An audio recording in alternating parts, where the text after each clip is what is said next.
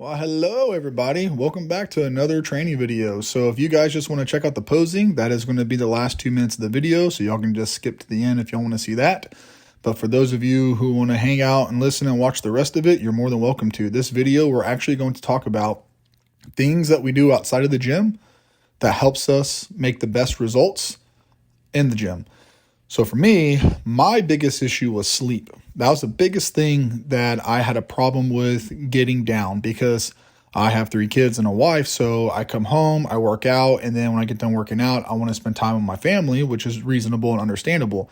But that led to me staying up till midnight and then having to wake up at like 5:30 in the morning, which was not good for recovery, weight loss, or weight gain, depending on what you're trying to do. So I had to really buckle down and get my sleep habits under control and stop wanting to stay up late because naturally I'm a night owl and I like to be up late into the morning. But the problem is when I work, it kind of prevents me from doing that. So once I tightened that up and I started getting to bed at 9:30 every night, I got to say that's whenever I really started noticing massive results in my weight loss and my muscle mass. Like I know I'm losing weight right now, but my muscles, they seem to be popping more and coming to life a lot more, for lack of a better term. And I'm going to contribute a lot of this to sleep because this is something that I've never really taken too serious because I always needed to make time like for my family. So it's just like the only thing I can sacrifice is sleep. I have to work, I have to work out, and most important, I have to spend time with my family. So the only thing I had to give up was sleep. So I gave up sleep to be able to compensate those times. But now my schedule at work has changed and allows me to get off of work earlier so I can get more time with my family and still get in the gym and get more sleep. And that has been a huge, huge, huge benefit to me and my results when it comes to progress. Yeah, it's the same basically for me as well. Like the biggest thing that's always going to help out is the sleep schedule. Because like for me, I don't know about night owl or anything, but I've always stayed up later just in general. Especially like because for a couple of years I worked nights, so I wasn't getting home till like midnight or 3 a.m. anyway, like from my job. But like even to this day, like I still have a tendency to stay up till midnight or 1, sometimes 2 o'clock in the morning when I got to go to work at like be up at 6 kind of thing. And it's a terrible habit, but it's something that I am trying to work on and get better at. So I've been trying to get to sleep like between like 10:30, 11 o'clock, which still gives me a decent amount of sleep. If I get up around 6, it's about 7, 8 hours, just depending on when I go to sleep, sort of thing. And it does really help out, like with the feeling of like not having that exhaustion feeling throughout the day and like the need for like naps and stuff, because I used to come home from work pretty much every single day. And as soon as I got home, I'd sit down on the couch for a minute and be like, oh, I'm just going to turn the TV on and wait for a few minutes and then I'm going to go do it. And then I'm out. Next thing I know, it's 2 hours later and I'm like, God dang it. So like not having to do that and that killing a good portion of the day as well. Like with getting home from work and being so tired without noticing it and just passing out, sort of thing. So like that's definitely been a big thing for like this 9 week kind of stretch right now, is getting the sleep in like back in check to where I can get a decent amount on a regular basis without any real interruptions, kind of thing. So Yeah, and the thing too about sleep, I think a lot of people overdo it on caffeine, and I hear it all the time, like, "Oh, I have sleep apnea," or "Oh, I can't sleep," or "There's something wrong with me."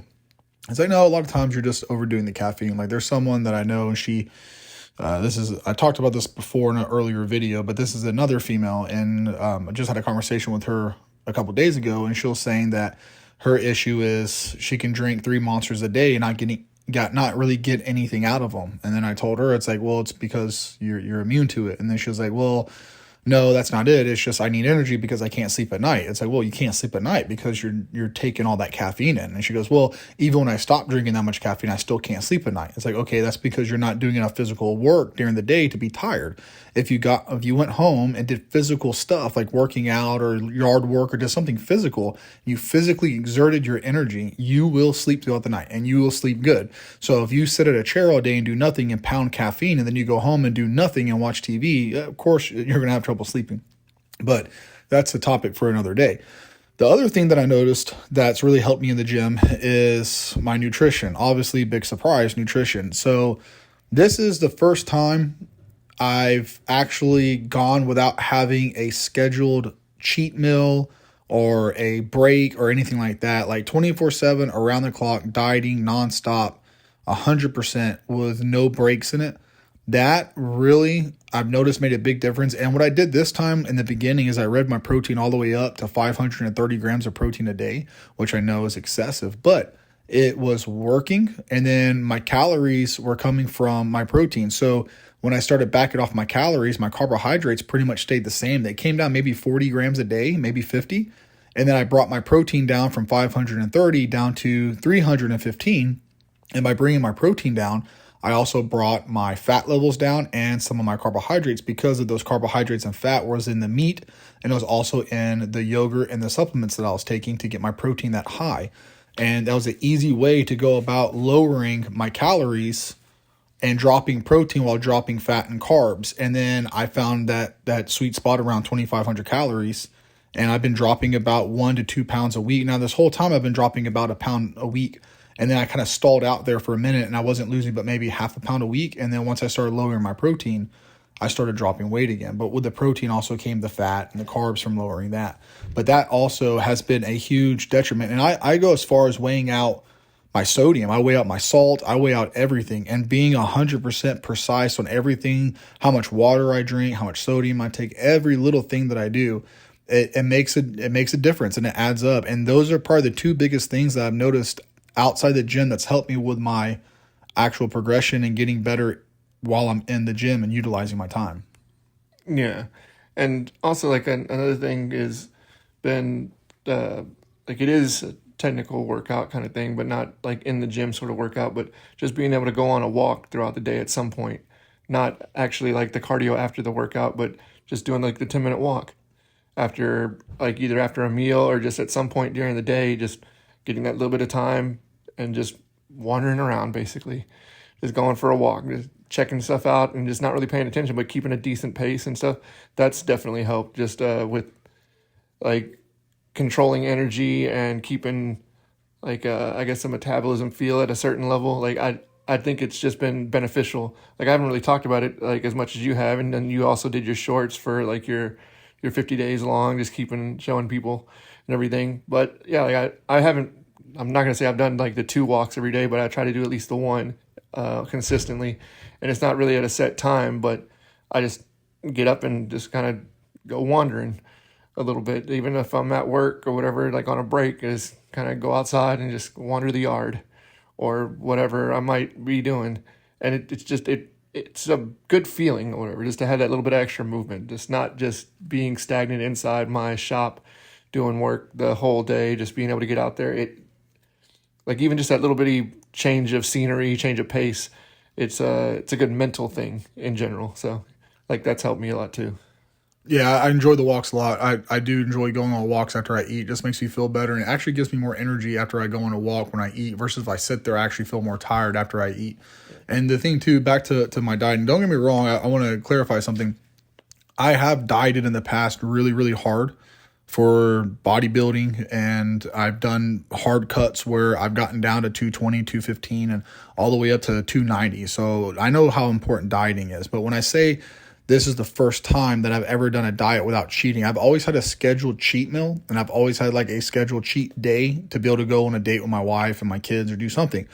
But this is the first time that I've ever eliminated it altogether, and it's made a massive difference. And also, a huge thing for me is my sodium and water intake. I notice whenever I'm very regular with my sodium and water, it affects my pumps either really tremendously or really horribly. So if I don't get enough sodium and enough fluid during the day, my pumps are absolutely terrible and everything feels heavy. But if I get the proper amount of sodium and the proper amount of water, everything feels better. Everything's clicking. I'm getting a good pump.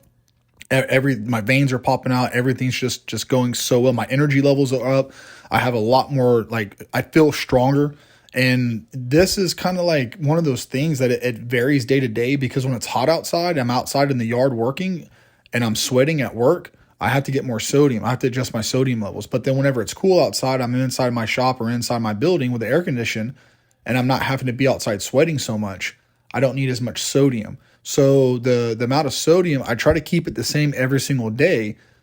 Well, let me rephrase it. I do keep it the same every single day, but on some days that I sweat excessively, I can feel it in the gym whenever I get there and I'm working out, and I can tell, like, man, I could have drank more water. I should have added more salt to my food today because it's affecting me while I'm in the gym. That's also a huge performance thing for me that I've noticed is my sodium levels. And so whenever I sweat more, I try to get a little bit more because at the end of the day, it makes me feel better. So what I started doing is in the end of the day, on my very last meal, if I sweat excessively, I'll add salt to my eggs. My last meal is eggs and mushrooms. So I'll add salt. If I sweat a lot, I'll add a lot of salt. If I sweat, I'll put amount. If I don't sweat at all, I won't add any salt to my eggs. And that's how I make my sodium up for the day. So the next day, my body is hydrated and ready to go with sodium, you know? Yeah, and it really is a good thing to keep track of your like your water intake and your hydration and stuff like that. It's definitely helpful. Like me, like I've never really been overly like conscious of that. So like I'll go long periods of time, like you had talked about, where I don't remember to like I'll get a bottle of water. But with doing this training session right now, it has gotten me a bit more like conscious and like forward thinking about it. So I keep my like water cup with me and I'm constantly filling that up, making sure I have like water to like at all times sort of thing. I've been bringing water to work because like the water we have on our fountains is not the best. So but yeah, just trying to do that, and then just kind of monitoring just everything else throughout the day with my hydration and stuff, and it's definitely helpful. It keeps me feeling a little bit better. Like I'm not as like I guess like feeling as cramped and dry sort of feeling, and it's just a helpful thing in general, just to be able to track that a little bit better and keep an eye on it and be conscious of it. So it's helped me too as well. Yeah, it's a big thing, hydration, man. Like it can affect you in a bad way. It can even affect your mental state and everything like that. If you get too dehydrated and you lose sodium, because it can affect your energy levels and that, or your strength or your performance when you're working out. And if your whole day is based around eating and dieting to get to the gym to work out, then you have a bad workout. It can mess with you mentally. We've all been there before. We've all experienced having a bad day in the gym. I mean, it could trickle outside the gym, which is stupid, right? It doesn't seem like that's something that should happen. Like, oh, I had a bad workout, now I'm in a bad mood, or I'm kind of a little bummed out, or not really feeling myself, and now I'm just kind of want to be left alone. Like it shouldn't be like that. But when you take it serious and you're trying to do something about yourself and you're trying to make difference and progress, like your workouts matter. I mean, they're important, and they make a difference and they matter. So when you have a bad one, it affects you mentally. And that can trickle into other aspects of your life. But then you have that good workout and you're like, yeah, I'm down for anything. Life is great. I love it. You know, this is perfect and stuff. So your sodium and water, your hydration could have a huge effect on you, like all different kinds of ways. Also, constipation, like bowel movements. If you get dehydrated, you can get backed up and you can get constipated. And then that can cause bloating and swelling and gastro distress. And that's a whole nother rabbit hole right there. But if anyone's experiencing any kind of constipation or you're not regular with bowel movements, you start taking magnesium. A lot of people are deficient in magnesium. You don't get enough, especially females. Females are really constipated. They're prone to being constipated because generally they eat less than men anyways. And your daily recommended dose of magnesium citrate is, there's different kinds of magnesium. If you're having a problem with being backed up, you need to take magnesium citrate. It don't take too much because your daily recommended dose is 400.